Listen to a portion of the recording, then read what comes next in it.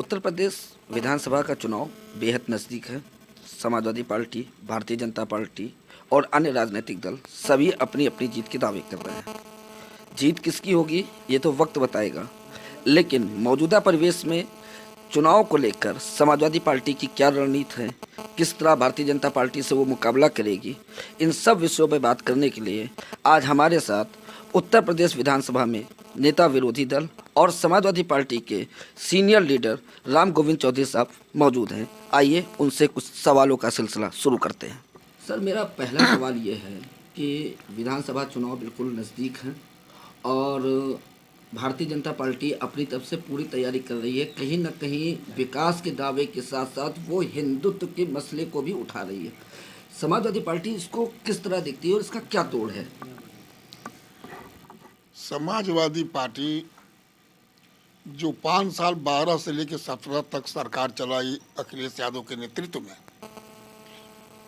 जो सभी जाति वर्ग धर्म के लोगों को उत्थान का काम किया, विकास का काम किया, शिक्षा, स्वास्थ्य, सड़क, पुल, मेडिकल कॉलेज, विश्वविद्यालय, हर चीज बनाने का काम किया।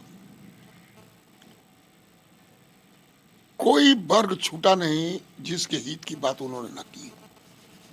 कन्या विद्याधन से हमारी बेटियों को, बेरोजगारी भत्ता देख रहे बेरोजगार नौजवानों को, फसल बीमा योजना, किसान दुर्घटना बीमा योजना लगा करके किसानों को, खेतीहर मजदूरों को, श्रम विभाग से लेबर क्लास के लोगों को फ्री में साइकिल बांटा, रिक्शे वालों को फ्री में ई रिक्शा दिया, फ्री दवाई कर दी, हर तरह की फ्री जांच की और हॉस्पिटल में इतनी दवा की व्यवस्था करा दी कि 1 रुपया के पर्ची में लाखों रुपया की दवा की आवश्यकता हो तो मिलती थी। गांव से मरीज को हॉस्पिटल ले आने के लिए 108, 102 गर्भवती महिलाओं के लिए की व्यवस्था की, एक्सप्रेसवे बनवाया, ये मेट्रो चालू करवाया और कई जगह इस तरह की व्यवस्थाएं की।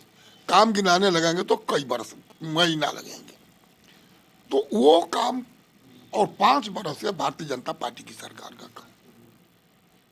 लोग जब तुलना किए हैं तो जब जनता ने ही तय कर लिया है कि भारतीय जनता पार्टी को हटाना है, समाजवादी पार्टी को लाना है और अखिलेश यादव को मुख्यमंत्री बनाना है।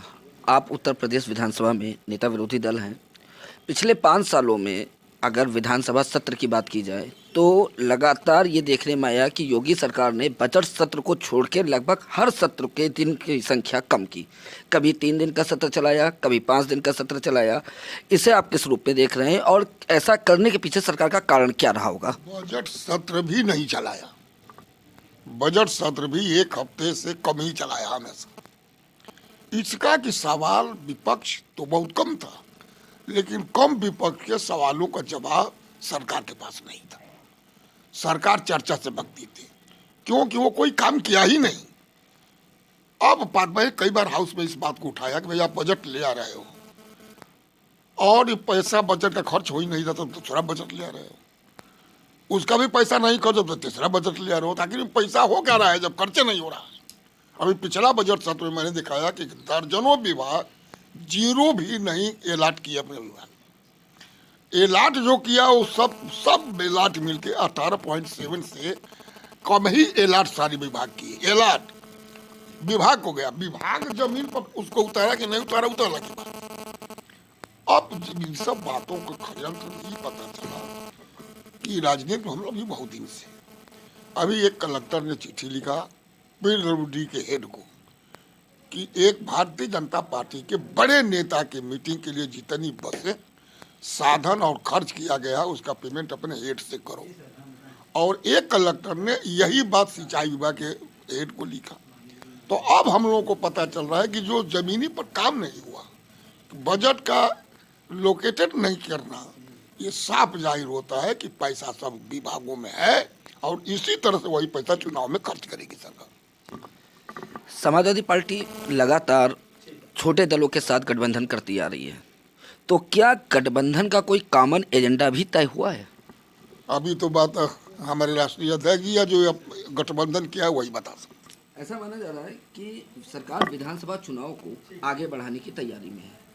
अगर ऐसा होता है तो इस पर सपा की क्या रणनीति होगी? अब रणनीति क्या होगी, ये तो संविधान का बिल्कुल कुचल देना होगा, संविधान की मर्यादा को तोड़ना होगा, लोकतंत्र की हत्या होगी, और ऐसा हो नहीं सकता है। होगा तो इसका मतलब कि जनता से विश्वास उठ गया है भारतीय जनता पार्टी को, वो तानाशाही कायम करना चाहती है, और तभी संभव है जब उत्तर प्रदेश में राष्ट्रपति शासन लागू हो। एक अंतिम सवाल सर, अगर सपा सरकार आने पर सरकार की प्राथमिकता में कौन से कार्य सबसे पहले होंगे? सब वो काम जो ये सरकार नहीं कर पाई है, किसानों का कर्ज माफी, किसानों को फसल का दूना उसका पैसा देना, बेरोजगारों को रोजगार देना, बेटियों को फ्री शिक्षा देना, नौजवानों को रोजगार देना, जो चीज़ ये किसानों के जो दुर्घटना बीमा योजना का पैसा रोक दिए उसको फिर रिलीज करना, वो सारे काम हो गए, सड़क का निर्माण, पुल का निर्माण, सब काम हो गए। ये थे नेता प्रतिपक्ष राम गोविंद चौधरी, जो उत्तर प्रदेश विधानसभा चुनाव के दौरान समाजवादी पार्टी की क्या रणनीति होगी, किस तरह चुनाव लड़ेगी, किस तरह जीत की तरफ पार्टी आगे बढ़ेगी, उस पर अपनी बात रख रहे थे। पार्टनर अलायंस के लिए लखनऊ से अनुराग मिश्रा।